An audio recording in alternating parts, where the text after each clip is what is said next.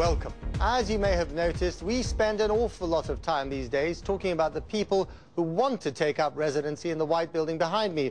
But what about the man who still lives there? President George W. Bush has just 48 weeks left in office, but listening to his agenda, you would never know it. From mediating the conflict in the Middle East to an ambitious trip he's about to take to Africa, this is a man and an administration in a hurry, clutching a whole menu of gold. Is he in search of a legacy? Or is this just damage limitation? Today I sat down with the President in the White House to discuss the pressing problems that will last well beyond his years in office. Today was supposed to be all about Africa. I was even embedded in the presidential motorcade. We were on our way to a speech that would lay out the vision of his trip. But in Washington, political reality has a nasty way of intervening with the best laid plans. Even as President Bush was speaking at the Museum of African Art, a flap with the Democratic Congress over his powers to combat terrorism was brewing. Later, this was our conversation in the library of the White House. The Senate yesterday passed a bill outlawing waterboarding. You, I believe, have said that you will veto that bill. Does that not send the wrong signal? No, look, that's not the reason I'm vetoing the bill. The reason I'm vetoing the bill, first of all, we have said that whatever we do is will be legal. Secondly, they are imposing a set of standards on our intelligence communities in terms of interrogating prisoners that our people will think will be ineffective. Now, I recognize some say that these terrorists really aren't that big a threat to the United States anymore. I fully disagree. And I think the President must give his professionals, within the law, the necessary tools to protect us. So we're having a debate not only on how you interrogate people, we're having a debate in America on whether or not we ought to be listening to terrorists, making phone calls in the United States, and the answer is darn right we ought to be.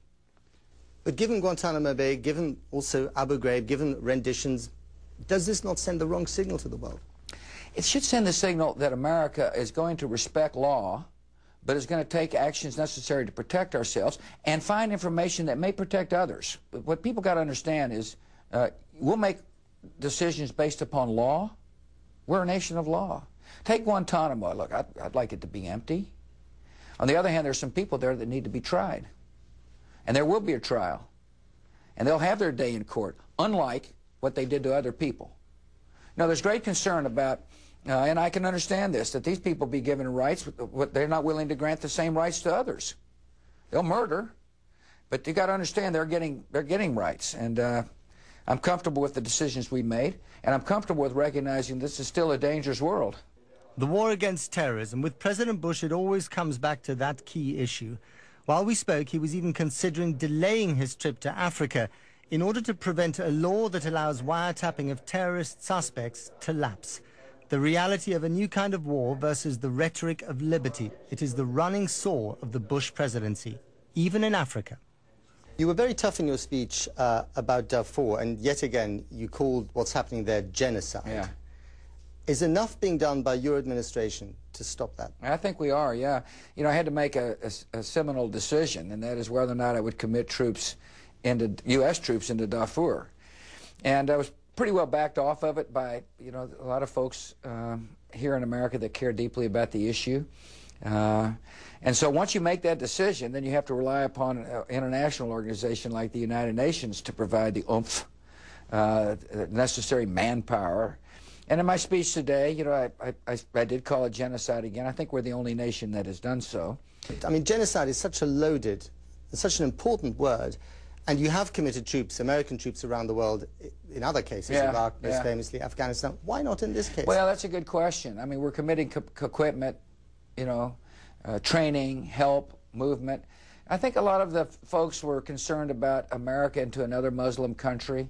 Some of the relief groups here just didn't think the strategy would be as effective as it was. I mean, I actually, believe it or not, listened to people's opinions and chose to make this decision. It's a decision that I'm now living with, and it's a decision that requires us to continue to rally the conscience of the world and get people to focus on the issue. You know, you're right. I mean, we sent Marines into Liberia, for example, to help stabilize the country there, and Liberia is on my itinerary, where I'll meet with the first woman, you know, elected president in Africa's history. And but I just made the decision I made. Yesterday, Steven Spielberg, the Hollywood director, pulled out of the Beijing Olympics over Darfur. He said the Chinese aren't doing enough to stop the killing in Darfur. Yeah. Do you applaud his move? That's up to him. I'm going to the Olympics. I view the Olympics as a sporting event. On the other hand, I have a little different platform than Steven Spielberg, so I get to talk to President Hu Jintao, and I do remind him that he can do more to relieve the suffering in Darfur.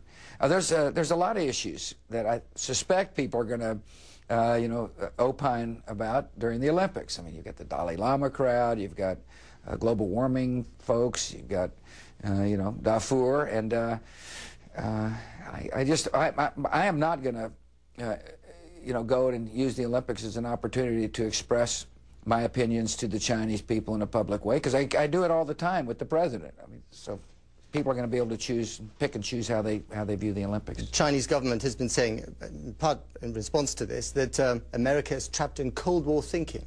Yeah. Well, I think that's just a brushback pitch, as we say in baseball. It's America is trapped in this notion that we care about human life. We respect human dignity. That's not a trap, that's a belief. And that many of us in this country recognize that the human condition matters to our own national security. See, I happen to believe we're in an ideological struggle.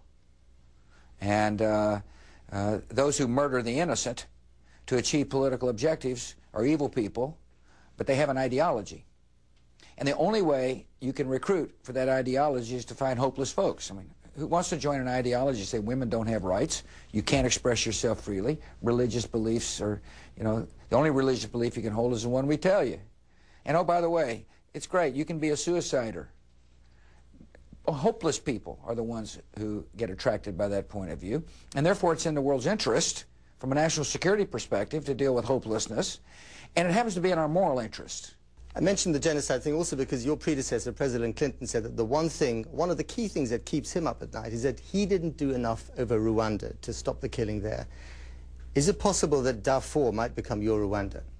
No, I don't think so. I certainly hope not. I mean, Rwanda was, I think 900,000 people in a very quick period of time of just wholesale slaughter. And I appreciate President Clinton's compassion and concern, and I'm comfortable with making a decision that I think is the best decision, and comfortable with the notion that once that decision is made, we're keeping the world's focus as best as we can on that, amongst other issues.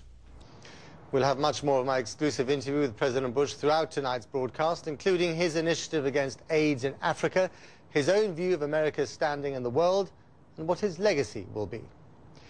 Now let's go on to another story. There's been... Peter Biles, BBC News in Southern Africa. In the speech that President Bush gave today, and in my exclusive interview with him just after, he signaled out the government of Zimbabwe for withering criticism and called on South Africa to do far more to help its needy neighbor find freedom. You also had some very strong language today about Zimbabwe, yes, I did. which is an issue that certain Britain and the United States care deeply about. Again, this has been going on for years. What can be done to stop the crisis in Zimbabwe? Yeah, first is called is to speak to the conscience of the world and remind people the facts. I mean, Zimbabwe was the breadbasket of Southern Africa, and today it's in line for food aid. Zimbabwe is now a place where people are repressed because of their beliefs. And you're right, there is not a lot of outcry, and it's a frustration. Look, not everything is perfect in this world, and it just requires constant focus. And one way to do it is for the American president to speak out, or the British Prime Minister to speak out. And as you know, I mentioned South Africa. I have great respect for the people of South Africa. I just happen to believe their government can do more to enhance, a free society in their region. And yeah, it's just, there's a lot of frustrations in this world, and there's a lot of hope in this world as well. A lot of hope. Not a bad description of George W. Bush's overall attitude these days. Coming up next on BBC World News America, we'll have the rest of our exclusive interview. Whatever you do and say about Africa, there's only one country really that the wider world will associate with you with, and that equation is Bush equals Iraq. Yeah. Are you happy about that? Well, I mean, that's what the current elite would like everybody to think about, and that's fine.